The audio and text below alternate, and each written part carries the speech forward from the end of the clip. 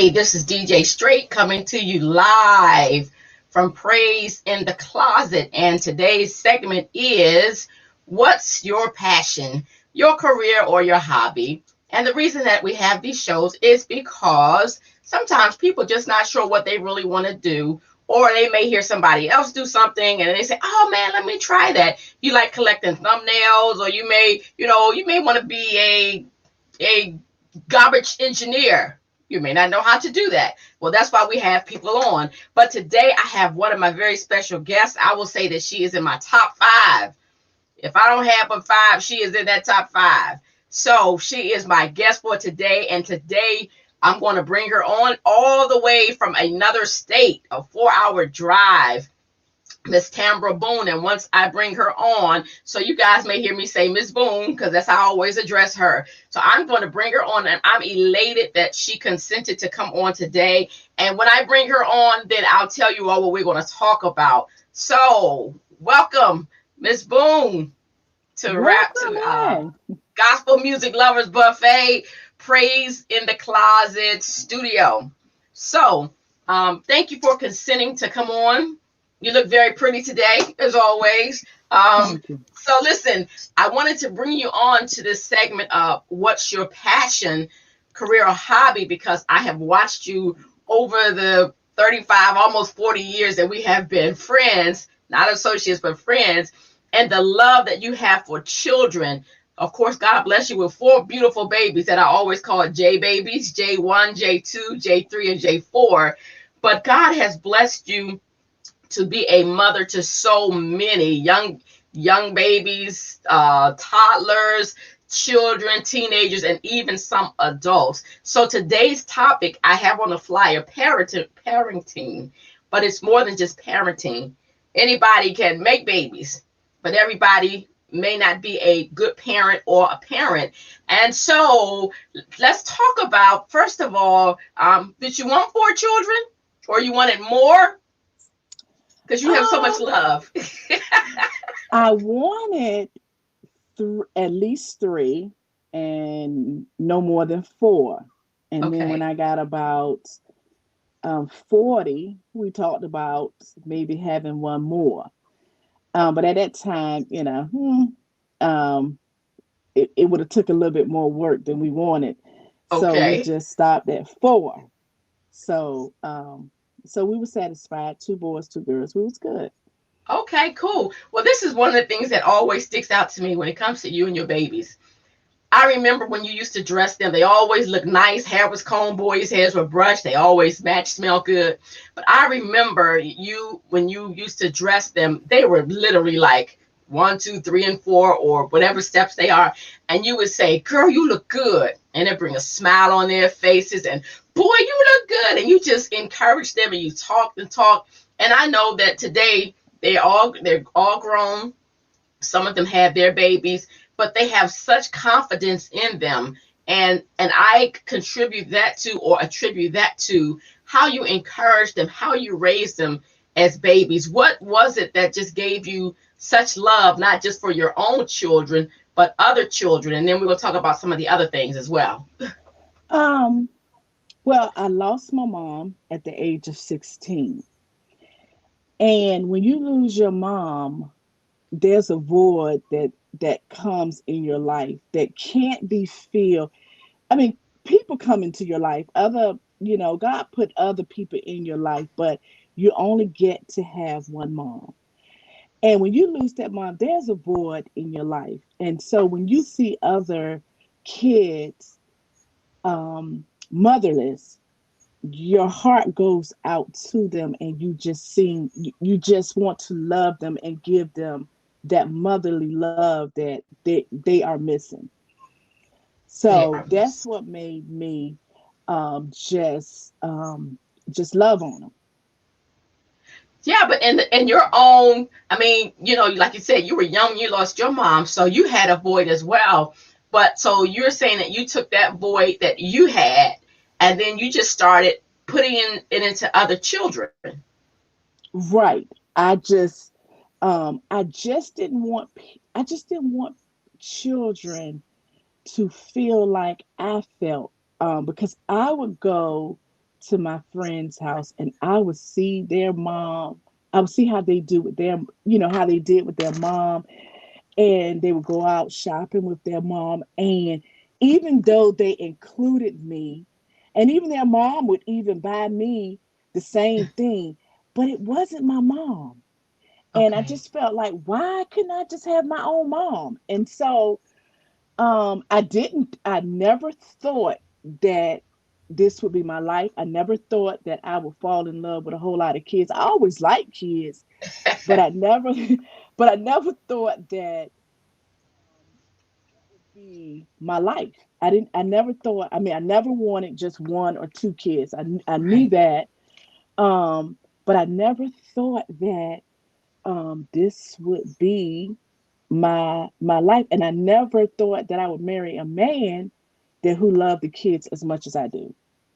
Well, that's interesting that you said that because not only did you raise your own, and before you even became a foster mom, which I don't necessarily like that term, but before Right. you start loving other people's babies that you didn't birth, you had already started. I mean, I've seen you in youth ministries, and I know for a fact if somebody said there's a youth service, you can easily fill up a van or a bus because all you have to do is make a couple of phone calls, and then those phone calls go somewhere else and they go somewhere else, and you fill it up. And you have such a passion for the youth. But what I've seen you with is the youth doesn't stop at 18. I've seen you with older children. I mean, your house is the neighborhood house that people have on TV. So, what made you start actually taking in other children, not just to spend the night, but literally just say, "Hey, they're gonna stay here for 2 months," or "I think I just might want to adopt them," or something. What made you have that type of passion? Because you just want a safe haven for the kids. Um, you just want kids to come in and know that they're going to be loved and it's safe. They don't have to worry about um, different things that's going on in the world, or feeling like they're going to be taken advantage of. Hmm. They can come in. They know they're going to be fed. We're going to have Absolutely. a good time. And and one thing that I always want to teach them is the love of God. If you don't learn anything else from me, I want you to know God, who God is. If I don't instill anything in you, I want you to know who God is. And so, one thing, we're going to take them to church, and I have even instilled this in my four older kids. Always plant seeds everywhere you go. Make that a habit of planting seeds. Um, because I want them to know that when you plant, I planted seeds, and sometimes I feel like that's why they are very prosperous in what they're doing now, because I planted the seeds in other people. And so I said, you do the same thing, because I just want them to be covered at all times. Well, that's a great analogy because not only do you get children that already may be teenagers, but there are places that call you and say, "Hey, we have a baby. Can you come? Can we bring this baby to you?" And you love on that baby. What are some of the signs that you've even seen in your own children's friends as they were in school that, hey, this child may need to come over for dinner or they may need love? And let me just add, that house always has food, and it's not just thrown together. It is great food, pancakes, ribs, all kind of food at that house. I'm not gonna give out your address because you may have a line. But I got somebody who has a food truck for sale. If you ever want to start doing that, but seriously, what are some of the signs that you see in children when you just know that, hey, I need to intervene? Well, when you have kids come to your house and they're always hungry, and they tell you their mom don't cook, um, and they come, and the first thing they do when they come to your house, they go to the kitchen, or they ask my kids, "What your mama cook?" I just let them come in there and eat, and they got used to coming over and just eating, because every mom don't cook. People don't. Food is not important to some parents. You know, Mhm. they may go out and eat, and then leave the kids to um, figure out what they're going to eat at home, me and my husband's like, if we got to have food in the house, we got to make sure the kids eat first, and so my kids' friends would always come over and just eat. And my son told me, Jesse told me, when he said, "Ma, I really thought all parents cook, and I really thought their food tastes good." He said, "Ma, that is not the truth."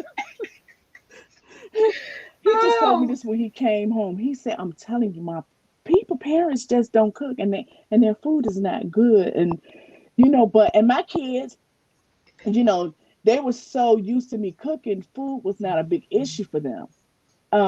And yes, we had struggle. I mean, we had some times when we struggled, where you know, um, it was rough.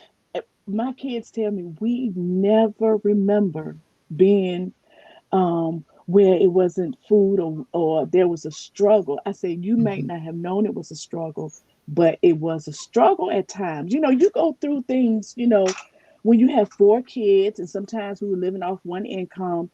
But I didn't want my kids to feel that there was a struggle. But we went through some struggles, but their friends would just come over and take part. Even my son, for Christmas, his best friend came over with his wife, spent the holidays with us, and that's what we do. And they say they wanted to make it a regular thing every year to come down and spend the holidays with us. So that's just what we do.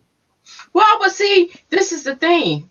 Most of the time, you don't have advance notice that somebody is coming.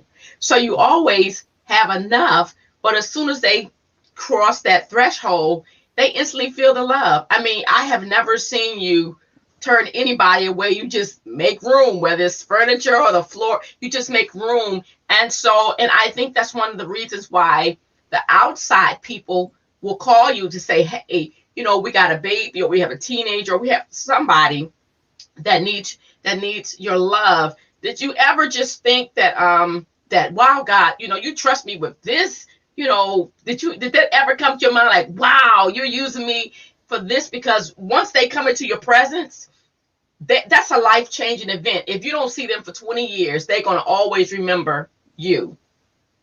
And that is the truth. Yes, I'm like, God, you must really love me because you are trusting me with your children that you created. You know, it, yes, I was just like amazed that you would want me to do this. Did I do a good job with my own four kids that you trusted me? But yes, I made some mistakes with my oldest four. Yes, I did. I wasn't a perfect parent, but I loved them and they knew that. And that's what matters. And yes, I do have calls all the time of kids. And yes, I turn kids away. I'm getting older. And so, They don't know that. right. I asked my husband the other day and I said, um, how many more kids are you trying to get, or how many more kids are we done? And he said, as many as God want us to have, we'll just keep going. Wow, that's interesting because I started watching this show. I think it was last year, called Doubling Down with the Doricos. I don't know if you're familiar with that. It Mm-hmm. came on TLC, where the father was a single.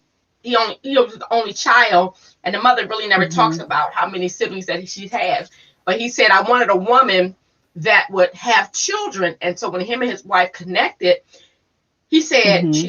she said, how many children do you want? And she said, well, as many babies we can have. And I think now they're up to 14. Of course, they have twins and triplets and all. It's a very wholesome show, very nice.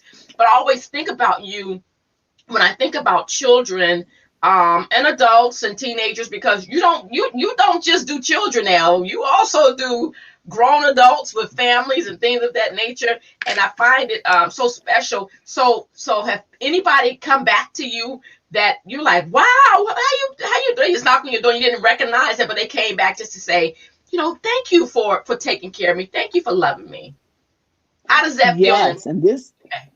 It is a good feeling. I had, a matter of fact, she was one of the worst foster kids that I had. And she still called me mom. I mean, she was, ooh, she was something else. But to this day, she is, she still say mom.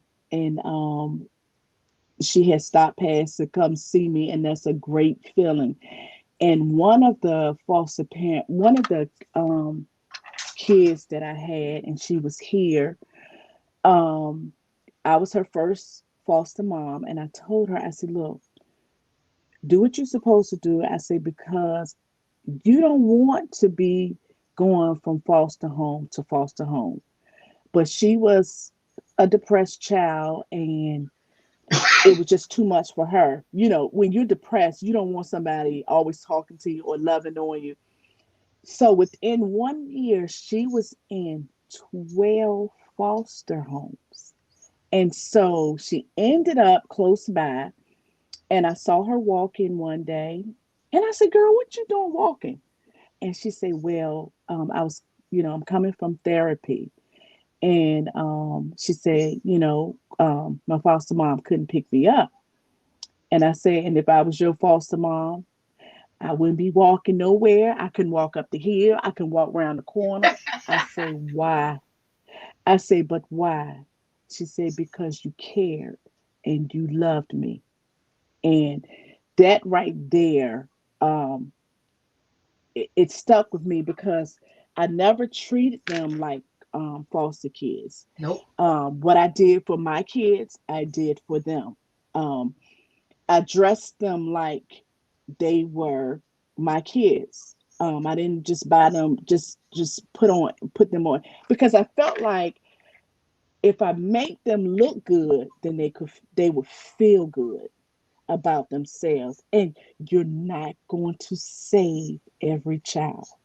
But my motto was, if I could save one, Mm-hmm.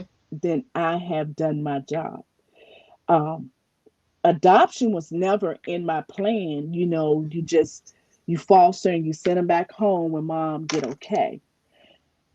But when I had the 6-year old little boy, and he had already been in like three or four foster homes, and it was coming up for the adoption, and they asked me about adoption. I'm like, I don't know about that. Well, the little boy started crying, and he said, "I don't want to go to another foster home. Please don't make me go to another foster home." And I started crying with him. And then I asked my husband, I say, "What do I do?" I say, "He is crying that he doesn't want to go anywhere else." And I said, "We never really thought about actually adopting um, him." And my husband said, "Then we do what we got to do." And we adopted him, and we adopted his sister.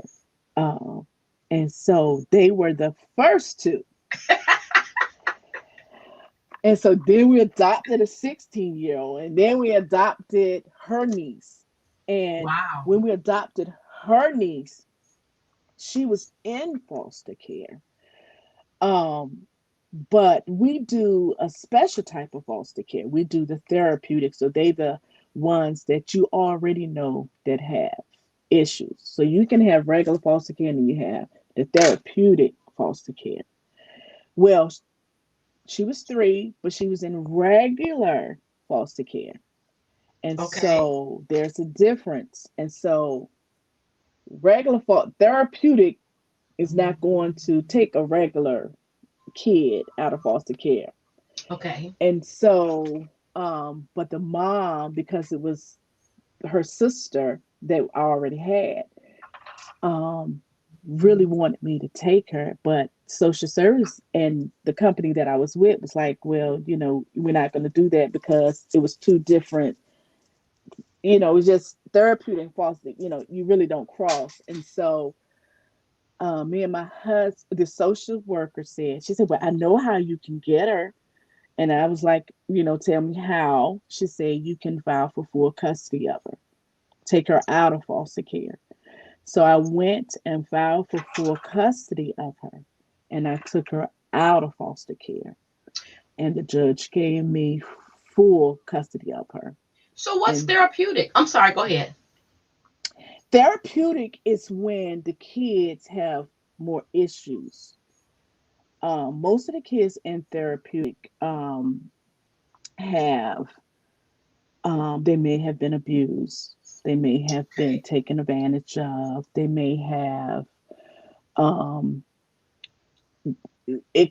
they might be bipolar, they could have had a lot of family issues, a lot of meds they could be on. It's a lot of things that could have gone on with this child, so they have a lot of issues. Okay. Oh, Regular foster care is just basic kids, like my basic kids that I've had. okay. So in With therapeutic, therapeutic, I'm you sorry. are, huh? No, no, go ahead. Uh-huh. In therapeutic, is there a time frame to say, look, we're giving you 9 months to get this baby straight, or it's like you just need to keep them forever until they get straight, and then you can give them back? With all foster kids, therapeutic or regular, the goal is always to return home or with a family member, whether therapeutic or regular. But if you can't, if no one comes to their rescue, then the next goal is adoption. Then they come to the Okay. to your Uh, house, to the Boone house. Okay, okay, no, even when I have them, even when they first come to my house, the goal is always to return home or to a family member. So okay, while they're with me, they're looking for mom or dad to get it together, okay. or a family member to take the kids. If no one comes to the rescue in a time frame, because they're not going to keep kids, like at one time kids could be in foster care forever. Nowadays they try, especially if they're young, they try to find a suitable placement for them forever so they can the next go to be adoption. But when you're doing therapeutic, is you already know that these kids have issues. So when they come in your home, you already know what you're dealing. They're gonna have issues. You cannot say, I don't want them because they're doing such and such. You already know what you're dealing with. They already have been through the meal. They already have gone through tremendous amount of things in their life. So you already know what you're dealing with. So they come with a lot of baggage Well, one versus regular foster kids. They don't. Well, one thing I do know is that not only do you love these children, but you love them disciplinarian them as well. So, if they didn't have manners or whatever, once they come to your house, they are going to have them. Now, have you ever had to call the agency and say, I don't think this child should go back to where they were, and I'm not able to keep them? Have you ever had to do that? Have I ever had to give them up? I have. I have put in my 30-day notice. Every home is not suitable for every child, and every child is not suitable. Some kids need to really be in facilities. Some Okay. kids may need to be in a facility, and some um, kids are just have been through so much that your home, because you don't want to just interrupt your home totally. And when you feel Yeah. like you can't, I don't care what you do, you can't, you just can't save them. And then you just gotta let them go. And we kept that one girl I was telling you about for a long time, because when I would get tired, my husband would say, um, we can do it, we can do it. And then he would get tired, and I was like, we can keep doing it. But when we both got tired, it was like, you got to Like, go. it's time. Just you just it's time. It's You have time to go. wore us out. And that's when you're dealing with teenagers, because when you're dealing with teenagers, it is. it is it is rough because they have already been through several different foster homes, and they have gone through so many things. And so when you get them, they may not trust you, they may not, Yeah. um, it, I mean, it's rough. But one thing that has helped with the ones that I have, loving them, having stability, um, and just showing them the love of God. And I'm telling you, we've gone through a lot with them. I mean, people say, "Oh, they the cutest kids. Oh, they such and such." Oh, we've gone through a lot with them now. I mean, we still go through a lot. That Some days I'm just like, woo. I tell my husband, say today was a rough day. the day was a rough Such and day. such did this. So, because I always have to realize that these kids, they don't have my DNA. Yes. I don't care how much you do for them. I don't care how much you love them. I don't care how much you rock them. They don't have my DNA, and um, their DNA from their parents comes out from Yes. time to time.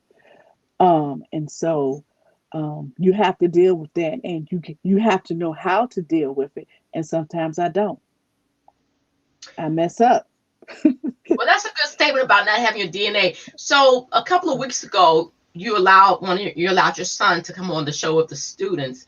And I Hmm. thought one of the cutest things was towards the end because he kept looking around because I heard the older Jays walking around, and then I heard some other noise. But one of the little babies that Hmm. you've had over here, he ran in it, and your son, and I'm not calling his name because it's not the student show. He picked him up, and I was like, "Hi, baby!" And the little, it was just to see that love, to see that bond that those two little guys had, a 12-year-old and a, what is he, like 18 months old or something Well, like that? he's 1 years old.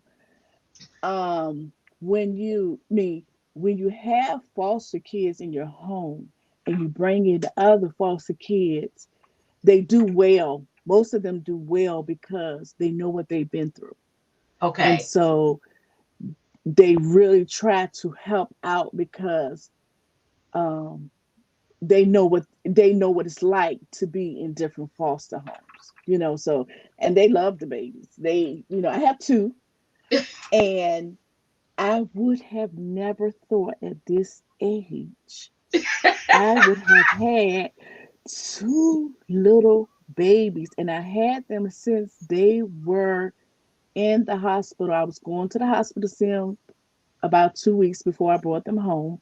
I had the first one in October when they called me for a baby. Now, I've been doing this about 17 years. We have Hmm. never gotten a call for a baby. And so when they called me for a baby, I was over, going to the hospital, rocking them. And so, I was like, wow, I actually had to I get to bring a baby home. And so I brought him home, and it was rough going. It wasn't the normal baby. It wasn't, the just wasn't easy. Okay. February, no, it was March. I got another call. Asked me would I take a baby. I said, they not gonna ask me. They're not gonna pick my home for another baby. Sure enough, the social services said, "Oh, we want this home because I guess the training that I had with the first one."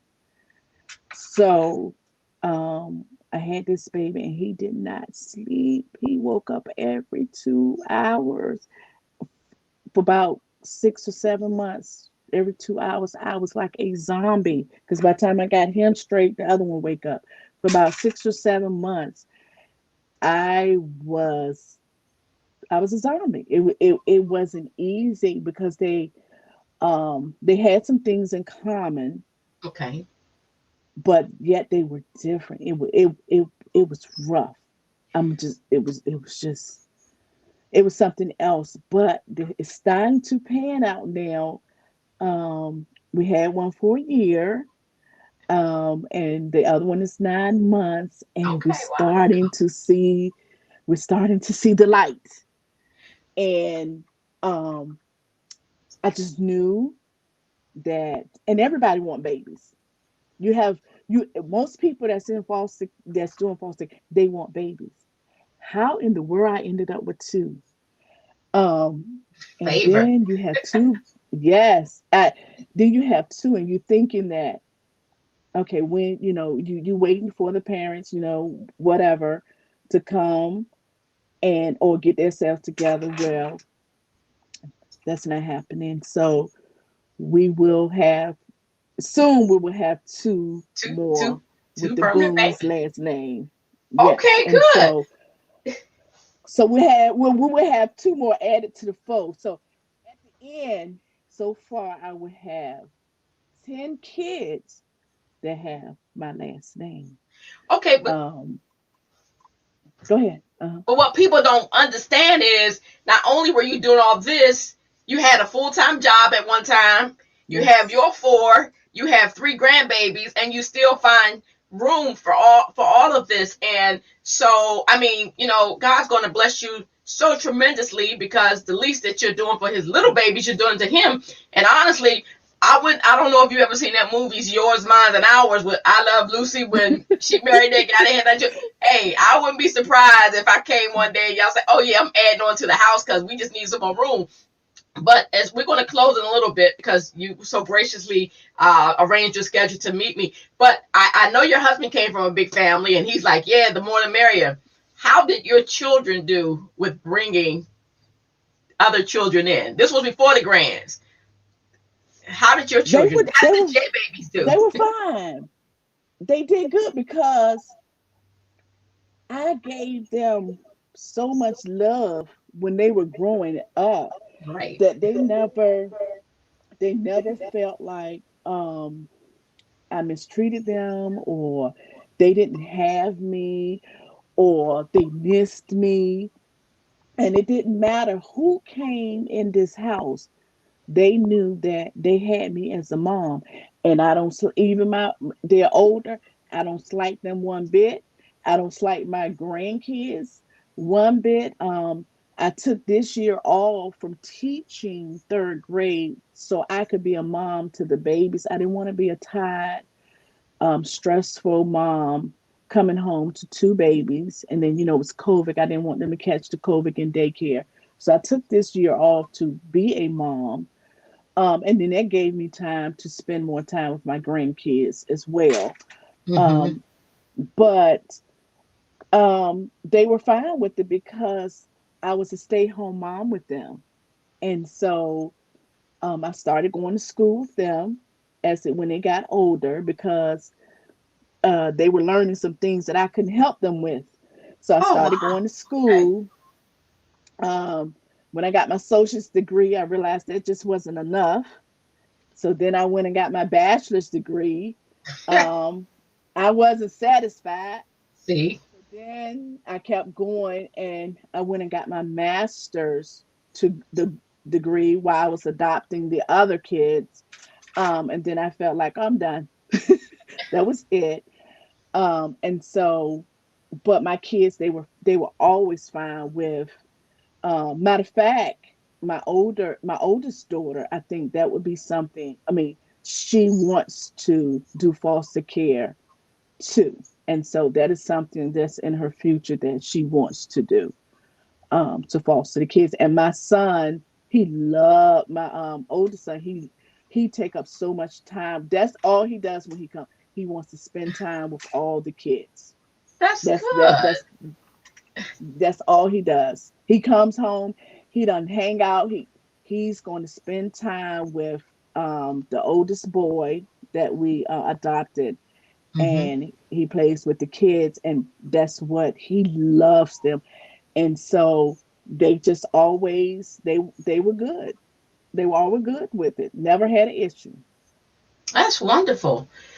Your house needs to be painted red for the heart because you guys have such a big heart. And I really, like I said, I wanted to focus on what's the show is called What's Your Passion, Your Career, or Your Hobby. Some would say, oh, this is a career, and some may say it's a hobby. But I do know that you loving children, young adults, teens is your passion. You love people anyway. But I wanted to spotlight you, and we're gonna come back on again at another time because Hmm. everybody can't be a great foster parent, and some people get in it for the wrong reasons. But at the end of the day, it's the child that's suffering, or it's the child that says, like Antoine Fisher, it was either grits or pancakes. You knew what kind of day it was going to be. Mm-hmm. The Boone household is that almost every day, different kind of meats and all this kind of stuff. So, I just really wanted to say thank you for and I'm saying all of this because I know firsthand, because I've been watching you being a Right, mother right, right. for years, not just what I've heard or seen, but I've experienced it. And like I said, those J babies are always gonna be babies to me, because that's I know their parents, and I saw the love that you instilled in them. So Mm-hmm. as we're going to part out, do you have any parting words that you would like to just say to anybody that's considering doing foster care or even adoption? That was adopting and doing foster care was the one of the greatest gifts. Um, they say you are a blessing to the kids. No, they are a blessing to me. They have made me a better person. So if you are thinking about doing foster care or adopting, please, it is so many kids that Yes, needs good parents. And you can go to the social services in your area. Each social services have a website that have all the kids up there that can be or that needs to be adopted. And teenagers need love too. absolutely. They can change by just loving on them. And yes, it's not easy, but with that love, they can change and you can make them better people. So please, if that's in your heart to do, everybody can't do that. Um, but if that's in your heart to do, please and please consider on doing that. They need you. Very good. Now, do you know somebody named Brittany Tucker? No. Mm-mm. Okay, I had a comment, but I'm thinking that might be an advertisement, so I don't want to give her any room. But again, Miss Boone, thank you very much for coming on Praise from the Closet. Then one of these days, you're gonna come back on and you're gonna come and minister, because I know you also preach, teach, evangelize, whatever it is that God has given you to do, Hello. and you even sing. So I'm going to have you come back. I'm going to send you an invitation to come back on one of these days in the near future. But so thank you for coming on. This is DJ Straight signing on from Praise in the Closet. Again, visit our website, WGMLB.com, and hit listen live, and you will hear music 365/24. We just played Jason Krabs. Sometimes I Cry. You're going to hear gospel, country, you'll hear rap, you will hear any form of music that is inspirational. So signing off today is DJ Straight with our guest, Miss Tamara Boone, on what's your passion, your career or your hobby.